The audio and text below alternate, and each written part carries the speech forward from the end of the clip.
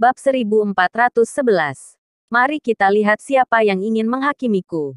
Kirana menjadi semakin khawatir, tapi tidak ada cara. Jika Nathan langsung diserahkan kepada Adipati Agung, bukankah dia akan mati? Kejahatan berkhianat sangatlah serius. Sangat mungkin Ibu Nathan dan dia serta Nana juga akan terlibat. Karena ada Kaisar Suidan. Mereka mungkin baik-baik saja. Tapi Nathan pasti dalam masalah. Jangan ikut campur. James dan Amanda menahan Kirana. Sadie dan Matteo memimpin kerumunan ke Royal Palace Villa. Ketika mereka sampai di area villa, keenam pelayan Kaisar Suidan tercengang. Apakah ini suatu kebetulan? Bukankah Adipati Agung tinggal di sini? Selanjutnya, Sadie dan yang lain memimpin jalan. Dan rutenya menjadi semakin tidak asing. Bukankah ini mengarah ke Villa Adipati Agung? Fakta-fakta berikut membuat enam pelayan menjadi hilang akal. Ternyata benar di sini. Nathan Clark cepat keluar. Kami tahu kamu sudah kembali. Dasar pengkhianat. Cepat keluar dengan patuh. Jangan paksa kami bertindak.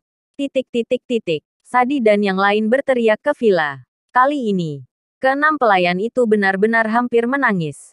Dia benar-benar Adipati Agung. Nathan Clark, yang dibenci keluarga Andersen dan Pramana, adalah dia. Ketika mereka melihat kamar, mereka semakin yakin akan hal ini. Tua bangka, cepat suruh Nathan keluar. Jangan bersembunyi. Ya, atau aku akan memukulmu. Sadie dan Matteo meneriaki kamar. VTTT, keenam pelayan itu hampir muntah darah.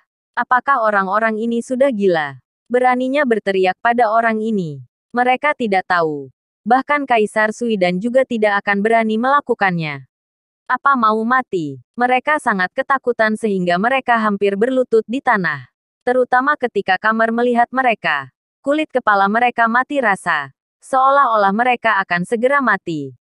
Saat mereka berteriak, Nathan keluar dari dalam. Duduk di kursi roda didorong oleh Raja Seon Utara. Nathan Clark pengkhianat. Beraninya kamu keluar. Sadie segera berteriak. Nathan mencibir dan berkata, bukannya kamu yang memintaku keluar. Pengkhianat. Sampah tak tahu malu. Apa kamu masih punya muka untuk berbicara? Punya muka untuk kembali. Semua orang berkata dengan marah. Aku, Nathan Clark, tidak bersalah. Sepenuh hati melayani Neslandia. Dari mana kata pengkhianat itu berasal?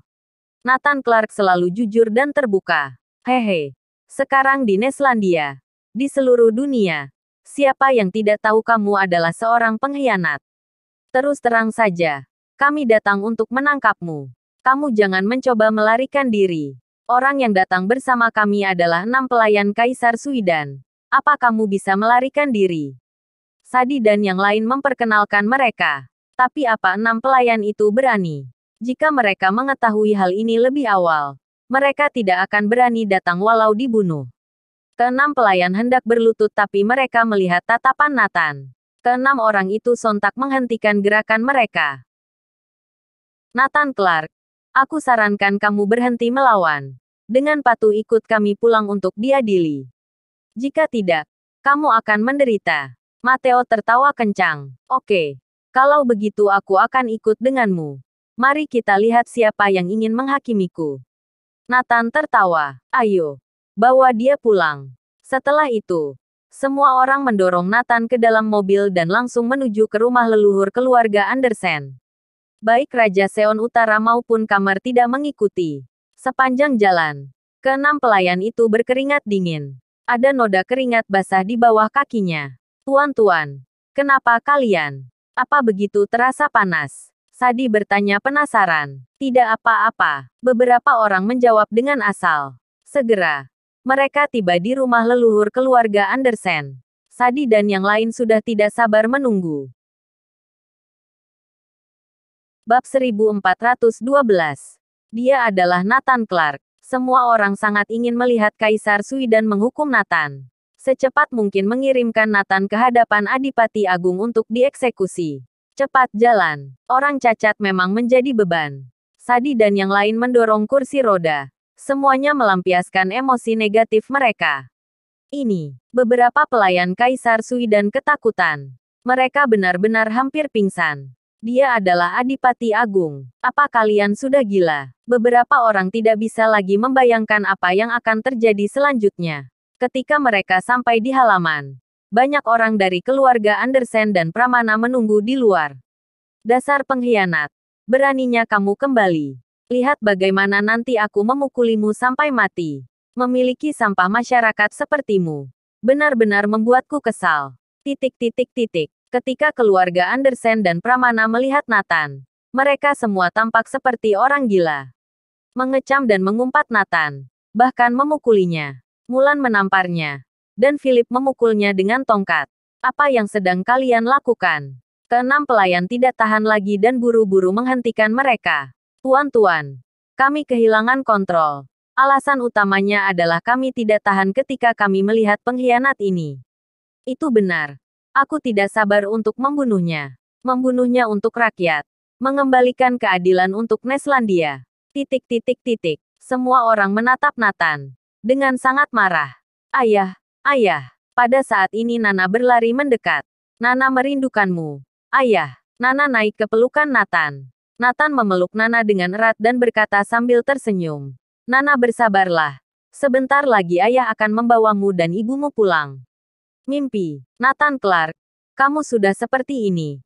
Dan masih ingin menjemput istri dan anakmu.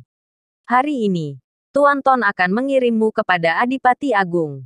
Aku ingin tahu berapa nyawa yang kamu miliki. Mulan dan yang lain meraung. Tidak. Dia bukan pengkhianat. Dia tidak akan pernah mengkhianati Neslandia. Suara Kirana terdengar. Meskipun dia belum memilih untuk memaafkan Nathan, dia masih mempercayainya. Dia adalah pengkhianat. Dia bahkan menyerahkan obatnya. Menghadapi kerumunan, Kirana berargumen. Jika dia benar-benar melakukannya, dia seharusnya sudah pergi ke luar negeri sejak awal. Mengapa dia kembali? Dia semestinya juga tahu bahwa seluruh dunia mencarinya. Bukan. Jika kembali bukankah sama dengan menyerahkan diri? Ini semua karena dia jujur dan terbuka. Sama sekali tidak melakukan hal seperti itu. Ini. Menghadapi keraguan Kirana, semua orang terdiam. Tidak peduli seperti apa Nathan Clark, dia tetaplah pengkhianat. Semua orang bisa menghukum dan membunuhnya. Ya. Sampah ini harus mati. Pengkhianat Neslandia harus mati. Sadi dan yang lain berteriak. Oke. Kirana. Kamu tidak perlu ikut campur urusan ini. Kakakku akan mengurusnya. Nenek angkat bicara. Memerintahkan orang untuk melindungi Kirana dan Nana. Tidak lagi berhubungan dengan Nathan. Kirana sangat cemas hingga hampir menangis. Jika Kaisar Suidan yang menanganinya sendiri, Nathan pasti akan tamat. Mereka akan membawa Nathan kepada Adipati Agung untuk meminta jasa. Kirana, kamu tidak perlu takut. Aku Nathan Clark selalu bersikap tegak. Aku baik-baik saja. Nathan menghiburnya. Keenam pelayan itu juga tanpa sadar berkata, Nona Kirana, tenang saja. Tuan pasti akan menanganinya dengan adil. Mereka adalah orang yang paling gelisah selama proses ini terjadi. Takut sebentar lagi akan ada badai menerjang. Adegan itu akan sangat menakutkan sehingga mereka bahkan tidak bisa membayangkannya. Kenapa berisik sekali? Apakah Nathan Clark sudah datang? Setelah suara itu terdengar, Kaisar Suidan dan Larissa yang dikelilingi oleh kerumunan datang ke halaman. Kakak, dia adalah Nathan Clark. Nenek menunjuk Nathan. Kaisar Suidan dan lainnya memandang Nathan. Bersambung.